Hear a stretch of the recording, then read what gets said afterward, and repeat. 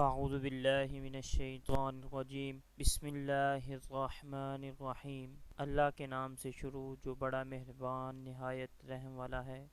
میرا آج کا موضوع سورۃ الفاتحہ کے تمام فوائد بیان کرنا ہے۔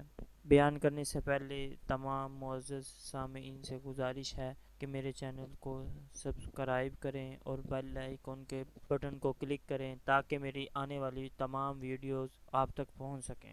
سورۃ الفاتحہ یہ وہ مختصر لیکن حقائق اور معانی سے لبریز، دل و نشین اور دل و آویز و جلیل القدر صورت ہے، جس سے اس مقدس کلام پاک اللہ رب العزت کی آخری لاریب کتاب قرآن مجید فرقان حمید کا آغاز ہوتا ہے، جس کتاب نے روح انسانی کا رخ موڑ دیا، جس نے نظر و فکر میں انقلاب پیدا کر دیا، جس نے قلب روح کو نئی زندگی بخش دی۔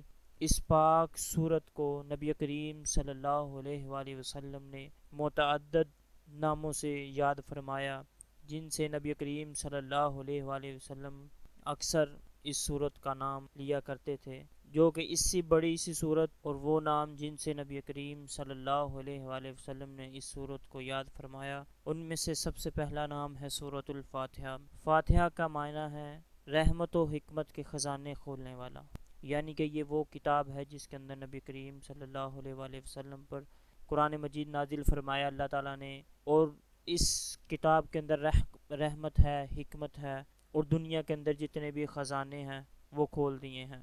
دوسرے نمبر پر فاتحۃ الکتاب نام ارشاد فرمایا نبی کریم صلی اللہ علیہ وآلہ وسلم میں۔ فاتحۃ الکتاب کا معنی ہے قرآن حکیم کے سربرستہ رازوں کا کلیہ، مطلب قرآن مجید کے جتنے بھی راز ہیں، جتنا بھی ہیں، اس کا ایک یہ کلیہ ہے۔ تیسرے نمبر پر نبی کریم صلی اللہ علیہ وآلہ وسلم نے اس سورت کو ام القرآن کہا ہے۔ ام القرآن کا معنی حقائق و قرآن کا ماخذ و منبع۔ اور چوتھے نمبر پر نبی کریم صلی اللہ علیہ وآلہ وسلم نے اس سورت کا نام السبع المثانی، یعنی کہ بار بار دہرائی جانے والی 7 آیات۔ اور پانچویں نمبر پر نبی کریم صلی اللہ علیہ وآلہ وسلم نے اس سورت کا نام سورۃ الشفاء بھی کہا، یعنی کہ جسمانی اور روحانی بیماریوں کا تریاق، یعنی کہ جسمانی اور روحانی جتنی بھی بیماریاں ہیں اسے پڑھ کر اللہ پاک شفا عطا فرماتا ہے۔ یہ سورت مکہ مکرمہ میں نازل ہوئی، اس کا ایک رکوع ہے، 7 آیات ہیں، اس کے الفاظ کی تعداد 25 ہے اور حروف کی تعداد 123 ہے۔